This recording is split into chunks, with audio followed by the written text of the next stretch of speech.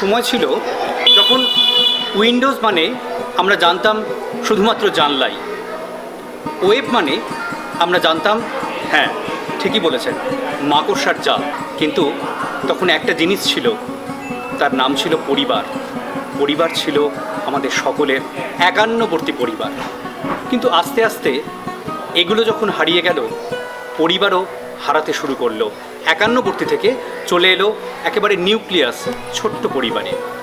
কিন্তু বাঙালির শ্রেষ্ঠ উৎসব দুর্গোৎসবে কিন্তু সেই একান্নবর্তী পরিবার আবারও জড়ো হয়, সেই টুকরো টুকরো পরিবার থেকে এক জায়গায় চলে আসে, সবাই মিলিত হয়ে পড়ে।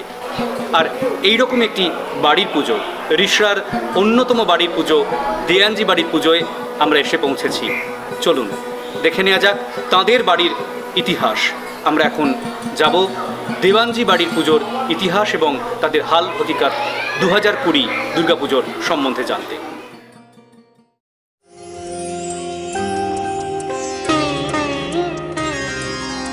শিশিরে শিশিরে শারদ আকাশে ভোরের আগমনী, শিশিরে শিশিরে শারদ আকাশে ভোরের আগমনী, শিউলি ঝরানো দিন আনেছে, শিউলি ঝরানো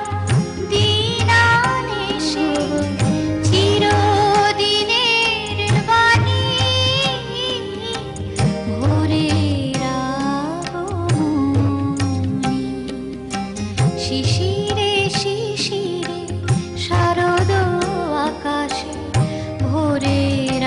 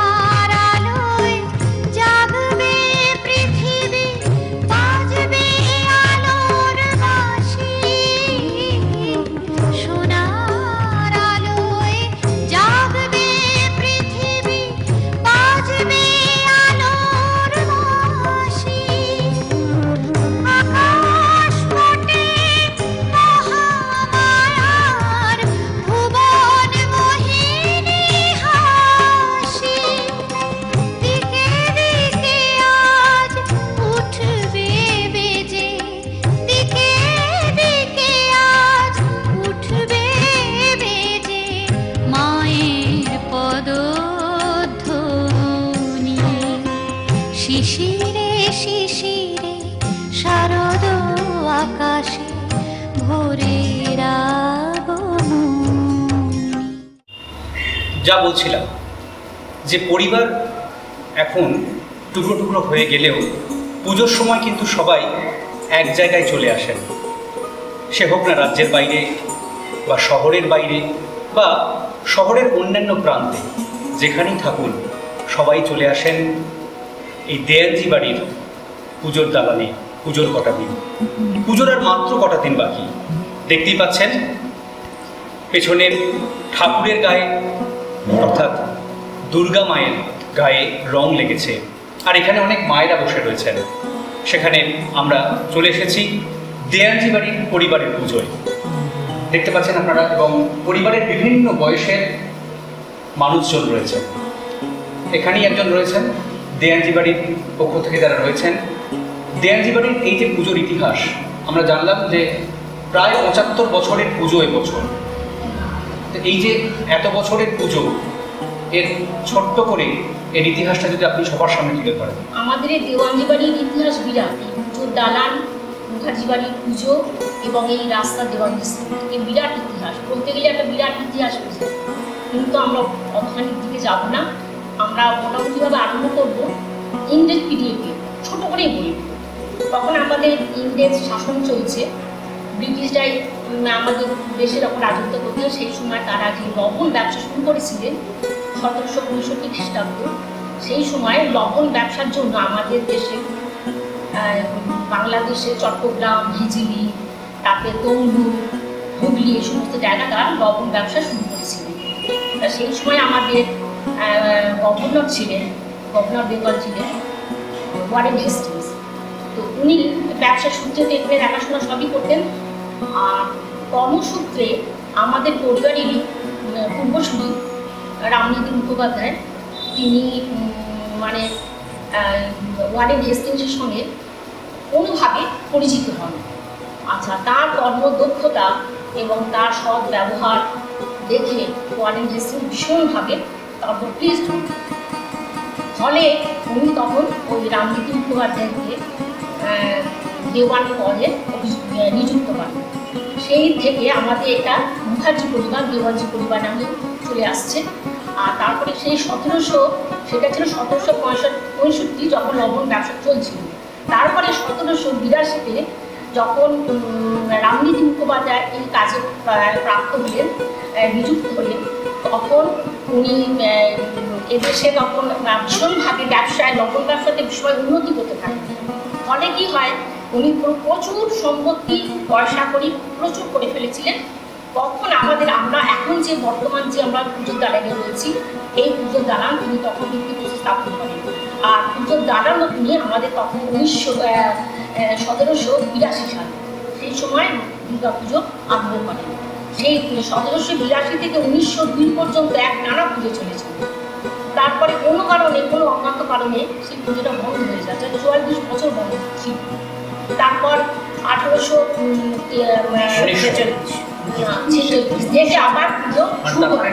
খুব ভালো সন্ধিক্ষণে শুরু হয় 1947-এ স্বাধীনতা লাভ। তারপর 45 সাল থেকে 1945 থেকে আবার পুজো শুরু হয় এবং সেই থেকে মানে অদ্যাবধি আমরা সেই পুজোটাকে চালিয়ে নিয়ে যাচ্ছি। কিন্তু মাঝখানে হলে কি আমাদের এই পুজোর দালান এমনই মানে প্রাকৃতিক কারণে এমন মানে ভগ্নপ্রাপ্ত দশা হয়েছিল, মানে ধ্বংসপ্রায় হয়ে গেছিল। 5 খিলানের দালান এবং আগেকার দিনের যে প্রাচীন কারুকার্য করা সেই দালান এটা করেছিলেন, কিন্তু সেটা আমাদের দেখা সৌভাগ্য হয়নি। তো সেই দালানটা এমনই মানে অবস্থা হয়েছিল, যার জন্য এটাকে আবার সংস্কার সাধন করা হয় 1993 সাল থেকে। আবার সেটা 93 হ্যাঁ নতুন করে সংস্কার সাধন করা, তারপর থেকে সব পুজো চলছে এখনো পর্যন্ত। তা এই সূত্রে একটা কথা বলে রাখি, রামনীতি মুখোপাধ্যায় যিনি আমাদের মানে পুজো এবং পুজো দালান সবই করেছিলেন, তার স্মৃতি রক্ষার্থে আমাদের শ্রীরামপুর মিউনিসিপ্যালিটি থেকে আমাদের এই সামনের পুজোর দালানের সামনের যে রাস্তা, সেটা দেওয়ানজি স্ট্রিট নামে পুজো করেন। আর সেই থেকে চলছি। এবং শুধু তাই নয়, আমাদের পরিবারে আরও 3 জন ছিলেন যাদের নাম শ্রীরামপুর পৌরসভা, তাদের জন্য দেওয়ানজি স্ট্রিট সেই থেকেও চলে আসছে। এবং আমাদের আরও 3 জন ছিলেন এই পরিবারেরই পূর্বসূরি, যারা তাদের নাম হচ্ছে টিঙ্করি মুখোপাধ্যায়, নাম হচ্ছে কৃষি মুখার্জি স্ট্রিট আমাদের এখানে রয়েছে। আচ্ছা, বিএল মুখার্জি লেন আছে, উনি হচ্ছে বিহারীলাল মুখোপাধ্যায়, ওনার নামে রাস্তা রয়েছে। এবং স্বরূপ দাস মুখোপাধ্যায়, ওনার নামে SD মুখার্জি লেনও রয়েছে। কিন্তু মানে 4 জনকার নামে আমাদের দেওয়ানজি ফ্যামিলি এবং 3 জন নামে রাস্তা আমাদের এখনো পর্যন্ত রয়েছে। এটা মানে পরিবর্তন হয়নি, সেটা একটা খুব আনন্দের কথা। এবং এই পুজো উপলক্ষে আমরা মানে যা হয় একটা ফ্যামিলি যত দিন যায় আস্তে আস্তে সব ছড়িয়ে পড়ে সব, কিন্তু পুজো উপলক্ষে সব যে যার মানে বাড়িতে সবাই ফিরবে এবং কদিন সবাই খুব আনন্দ, খাওয়া দাওয়া একসঙ্গে বিরাট অনুষ্ঠান চলে আমাদের। এবং আমাদের পুজো ইয়ে হয়, বোধন হয় পঞ্চমীর দিন। পঞ্চমীর দিন বোধন হয়, তারপরে পঞ্চমী থেকে 4র্থী দিন আমাদের নাম হয়। হ্যাঁ, আমাদের বিভিন্ন রকম 3 রকম নাম হয়, নাগ হয় এবং তিলের নাড়ু, তিল নাগ ওই দিন নাড়ু হয় এবং সাদা নাড়ু হয়, চিনির নাড়ু হয় চন্দ্রপূজা। আর ষষ্ঠী, সপ্তমী, অষ্টমী মানে প্রত্যেক দিনে খাওয়া দাওয়া আমাদের সমস্ত সব একসঙ্গে পরিবারের, মুখার্জি পরিবারের সবাই একসঙ্গে খাওয়া দাওয়া আনন্দ, তার মধ্যে আমাদের নাচানি অনুষ্ঠান থাকে, প্রোগ্রামও থাকে। এরকমভাবে আমাদের অনুষ্ঠান চলছে। অনেক পরিবার রয়েছে রিক্সার মধ্যে, কিন্তু মুখার্জি পরিবার যে পরিবার 4টে রাস্তা তাদের পরিবার অবশ্যই। এবং দেওয়ানজি স্ট্রিট একটা খুব বর্ধিষ্ণু অঞ্চল এবং বর্ধিষ্ণু রাস্তাও বলা যায়। সেই জায়গা থেকে এই পরিবারের পুজো বহন করে চলেছেন 75 বছর ধরে।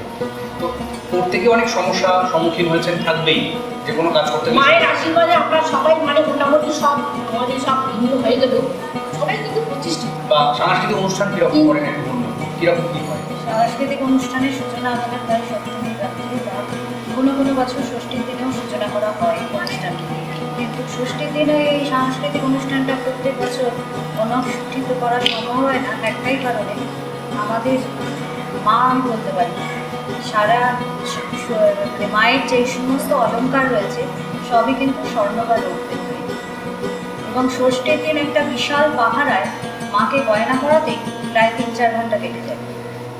এটা আমাদের বাড়ির পুজোর একটা অনুষ্ঠান করতে পারে, অন্যতম রীতি, এবং বাড়ির সমস্ত বয়োজ্যেষ্ঠ সদস্যরা সেখানে উপস্থিত থাকবেন, ছোটরা সেই কাজে অংশগ্রহণ করবে এবং বড়রা সেটা পরিচালনা করবে, কোনো ভুল ত্রুটি হলে তাদের শিখিয়ে দেবে। এটা আমাদের একটা বিশাল পুজোর একটা বিশাল অঙ্গ বলতে পারি। এইরকম পুজোর আর কোনো রীতি আপনাদের দশমীকে কেন্দ্র করে বা দশমীকে কেন্দ্র করে আছে? দশমী এরপরেও বলছি, আমাদের সপ্তমী থেকে প্রতিদিনই 108 নৈবেদ্য হয়, 108 অন্নভোগও হয়, আবার 108 ফলভোগও হয়, যেটা অনেক বাড়িতেই এই রীতিটা নেই। আর আমাদের মা, যেহেতু আমরা মাকে কন্যা রূপে পুজো করি, সেই হেতু আমাদের মা কিন্তু মাছ খায়। নিরামিষ বৈষ্ণব রীতিতে এখানে পুজো করা হয় না। আমাদের সন্ধি পুজোতেও মাকে বিভিন্ন মানে বলতে পারেন বাড়ির সদস্যরা যে ধরনের মাছ খেতে ভালোবাসেন, মাও সেটাই খান। সেখানে কোনো বিচার করা হয় না।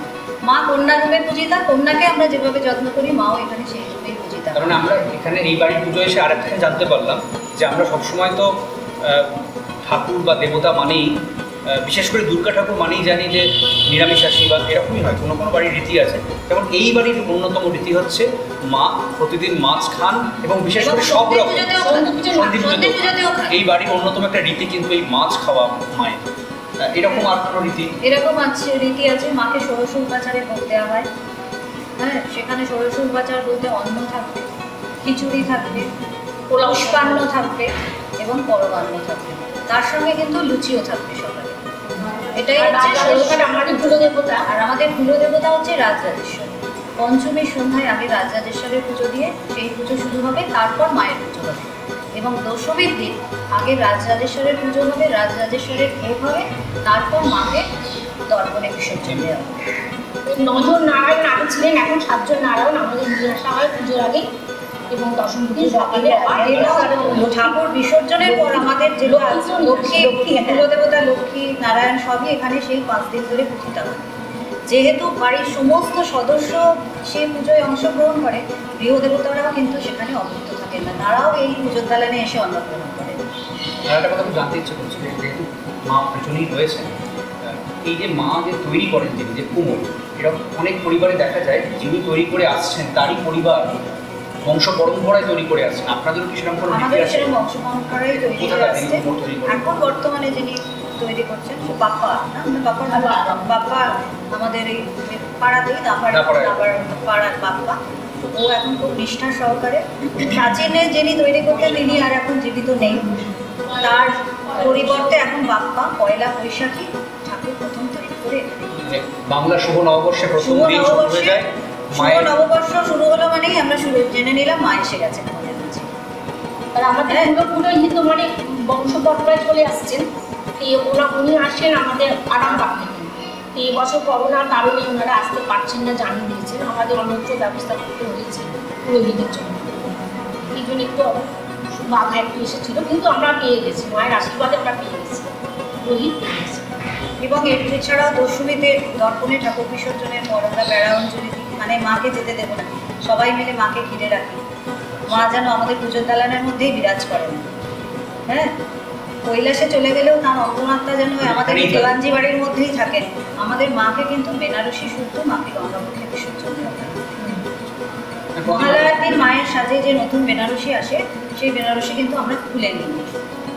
হ্যাঁ, মাকে সেই বেনারসি শুদ্ধই গঙ্গাবক্ষে নিরঞ্জন দেওয়া হয়। আর একটা হচ্ছে যে আমাদের দশমীতে নিরঞ্জন হয়ে যাওয়ার পর পুরোহিতটা আমাদের এখানে এসে, আমাদের পরিবারের সবাই, মানে আমাদের পরিবারের সবাই এখানে এসে বসেন, পুরোহিতরা মন্ত্রোচ্চারণ করে আমাদের শান্তির জল দেন, তারপরে উনি আমাদের সবাইকে হাতে হাতে নাম তুলে দেন, ও নাম তুলে দেন এখানেই হয়, তারপরে আমাদের অনুষ্ঠান শেষ হয়।